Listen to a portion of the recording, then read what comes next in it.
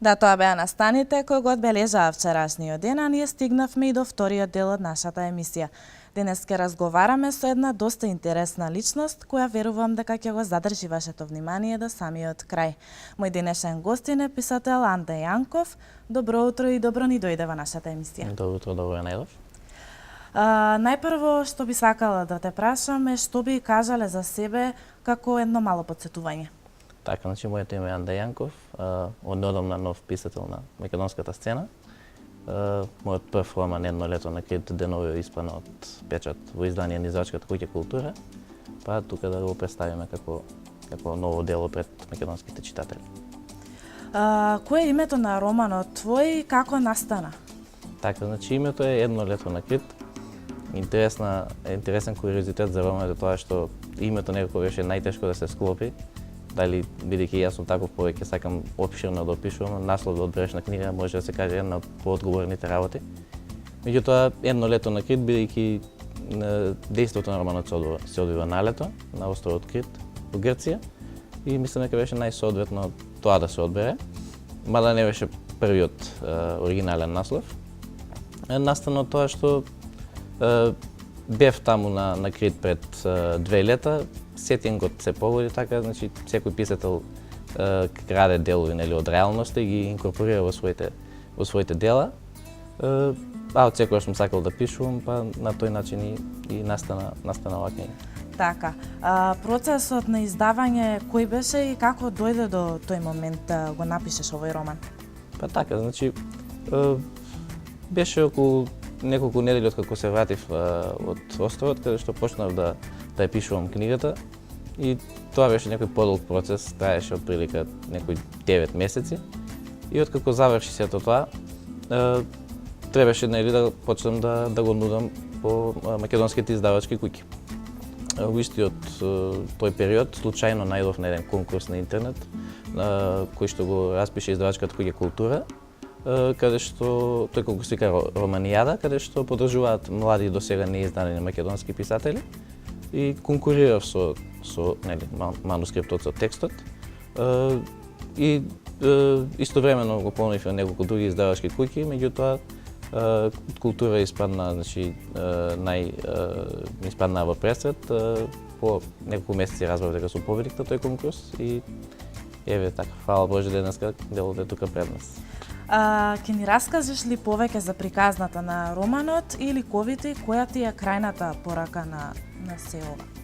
Така, па значи, приказката е доста интересна, се работи за македонски ликови, млад пар од Скопје, Филип и Марина, кои што заминуваат едно лето на одмор, на гости кај блиски роднини на девојката Марина, на Крит, во градот Храња. Значи, романот инкорпорира делови од романса, секојдневие, меѓутоа главниот жанр е трилер, бидејќи наскоро кога тие пристигнуваат на роман, се случува нешто што не сакам да откривам што е тоа, што веќе приказката е бутка во сосема друга насока. И, значи, романот е, како да речеме, едно, може да се каже, coming of age сторија на главниот лик на Филип.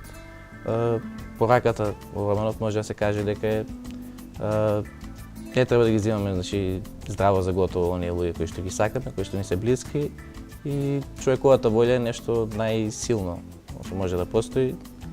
Знам дека читателите кои ќе го прочитаат романот и самите ќе сватат пораката и без да не кажем. А сега да им кажеме на нашите гледачи кога ќе биде промоцијата и каде може да го најдат овој роман? Значи, промоцијата е закажана за 27 февруари, сабота, во 13 часот, во просториите на Народниот театар Јордан Хаџи Константинов Џинот. Романот инаку може да се најде веќе во издавачката куќа Култура, во Скопје на плоштадот Македонија во Ристикевата палата и секако и на интернет страната на издавачката куќа.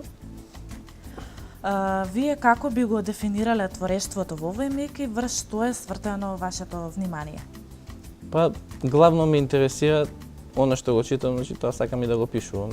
Главно ме интересира крими жанрот, значи и моментално и сум насочен кон тоа, значи овој роман е трилер, понатаму следните дела кои што ќе следат, планирам да бидат исто и насочени во тој жанар. Исто така неизбежно прашање е од каде ја црпиш твојата инспирација за она што се пишуваш ти?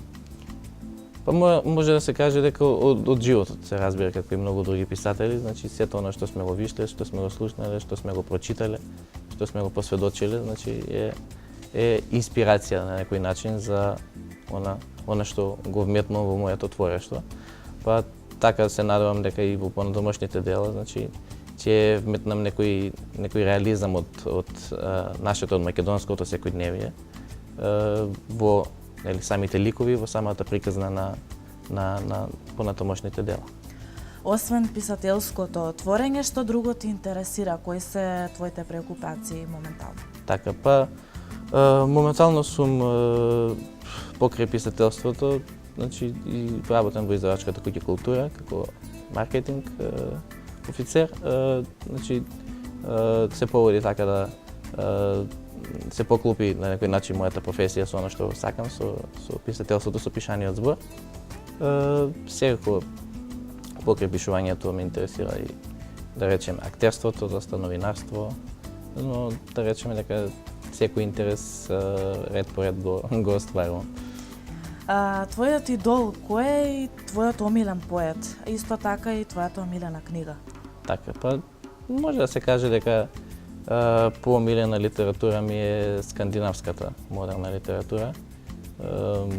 Да речеме дека Ју Незве, норвежанец, норвешки писател, ми е така поомилен писател.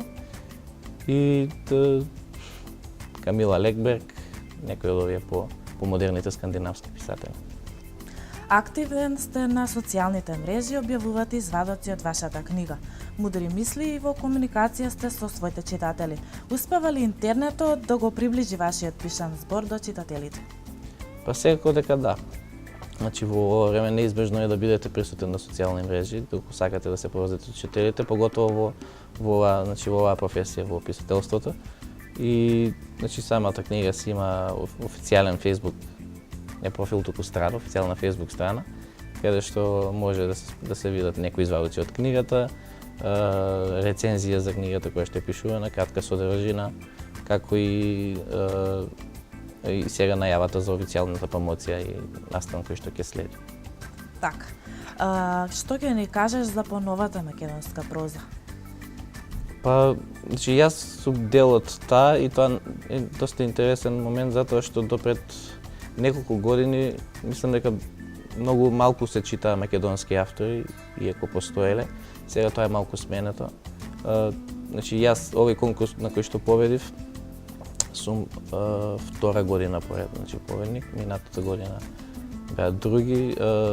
И ова е многу интересен начин за да се дојде до македонските автори, бидејќи процесот на издавање на една книга е доста тежок.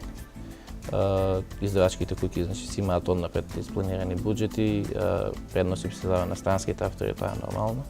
Меѓутоа, во поново време доста поддржуваат и македонски автори, така и издавачката куќа Култура, кои што поддржува македонски автори и не само таа, и многу други, и кои што се доста квалитетни. Имаме една Верче Карамфиловска, Виктор Петрески, Марија Јаневска, значи доста понови, помлади македонски автори кои што се снаоѓаат на македонската писателска сцена.